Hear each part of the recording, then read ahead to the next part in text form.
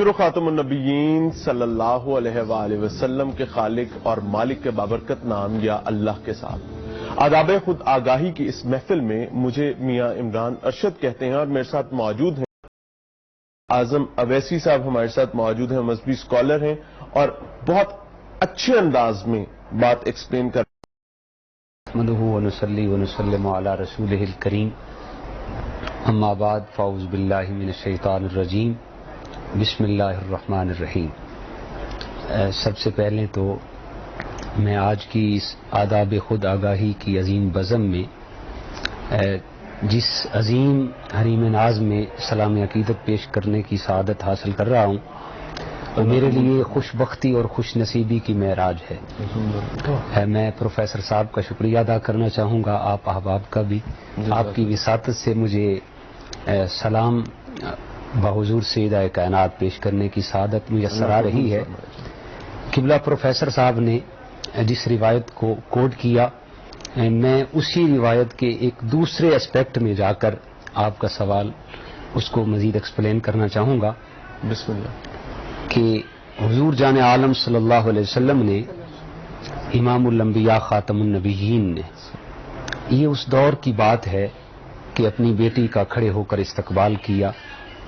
جب لوگ ماؤں کو منڈیوں میں بیچ رہے تھے، جب لوگ اپنی بیٹیوں کو زندہ درگور کر رہے تھے۔ اس وقت کی بات ہے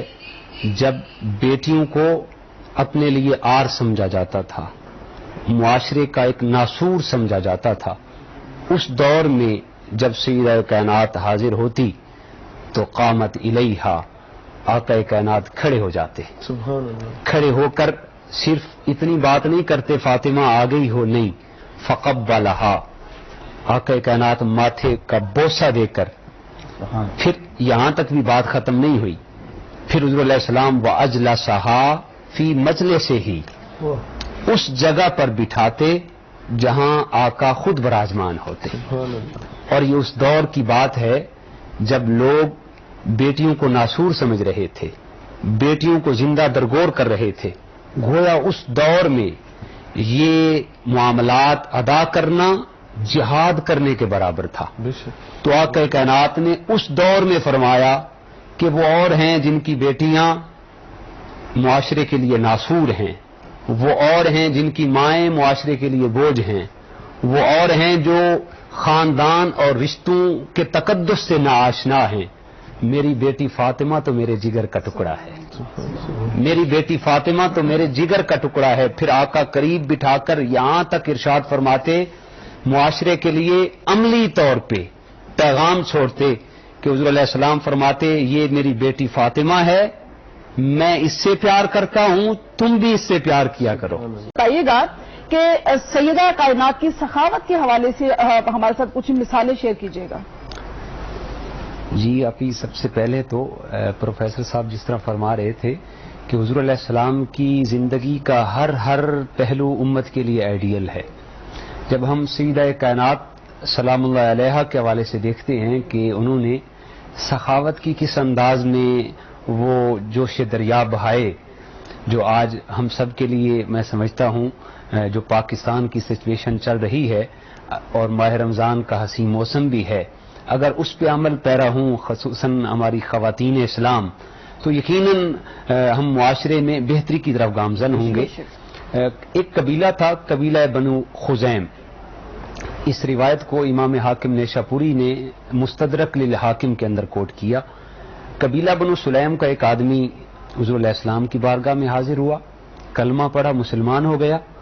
تو حضور جان عالم صلی اللہ علیہ وسلم نے پوچھا بتاؤ بھئی تمہارے معاشی حالات کیسے ہیں؟ تو صحابی نے عرض کی اے رسول خدا ہمارے قبیلے کے 300 گھر ہیں، واللہ ان سب گھروں میں سے سب سے زیادہ غریب میں ہوں۔ تو میرے آقا جان عالم صلی اللہ علیہ وسلم نے فرمایا صحابہ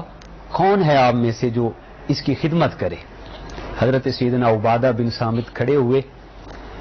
فرمانے لگے ذرا باہر میرے پاس آؤ اور میری بات سنو۔ باہر لے کے گئے، سواری دکھائی، سواری دکھا کے فرمایا یہ آج سے پہلے میری سواری تھی، یہ آج کے بعد آپ کی ہے۔ پھر واپس آئے تو حضور علیہ السلام نے فرمایا اور کون خدمت کرے گا؟ سیدنا علی المرتضیٰ کرم اللہ وجہ الکریم، آپ نے ایک نیو امامہ لیا تھا چند دن پہلے، وہ سر سے کھولا اور اس صحابی کو، اس اعرابی کو دے دیا۔ میرے آقا نے فرمایا اب سواری بھی مل گئی، کپڑے بھی مل گئے، اب اس کے کھانے کا انتظام کیا جائے۔ سیدنا سلمان فارسی براجمان تھے، میرے آقا نے فرمایا سلمان اٹھو اور اس کے کھانے کا انتظام کرو۔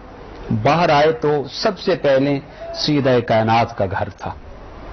آ کے دکل باب کیا، ارگزاری کی، اے سیدہ غلام اس وجہ سے حاضر ہے کہ ایک قبیلے کا شخص مسلمان ہوا، سواری بھی مل گئی، کپڑے بھی مل گئے، آقا کائنات نے فرمایا اس کے کھانے کا انتظام کیا جائے۔ تو سیدہ کائنات نے جو جملے ارشاد فرمائے وہ جملے یقیناً میں سمجھتا ہوں آج ہمارے پاس تو ہر قسم کی نعمت ہے، ہمارے فریزر کے اندر سٹور ہوتا ہے سامان۔ سیدہ کائنات نے فرمایا سائل دروازے پہ آیا ہے، ہم خالی ہاتھ نہیں لوٹائیں گے، لیکن عالم یہ ہے کہ 3 دن ہو گئے ہیں حسن اور حسین کھجوروں سے گزارا کر رہے ہیں، لیکن اللہ نے اس کے علاوہ ہمیں بہت کچھ دیا ہے۔ آپ اندر گئی، ایک عالی شان چادر لے کے آئیں جو آقا کائنات نے گفٹ دی تھی، اور فرمایا سلمان پاس ہی ایک یہودی کا گھر ہے، شمعون اس کا نام تھا، جاؤ یہ چادر اس کو گروی رکھوا کر اس سے کچھ اناج لے کے آؤ تاکہ ہم اس کی خدمت کر سکیں۔ تو جب سلمان فارسی رضی اللہ تعالی عنہ وہ چادر رحمت لے کے جو آقا کائنات نے عطا کی تھی، چادر رحمت جو حضور پہنتے تو قرآن کی آیاتیں بھی نازل ہوتی،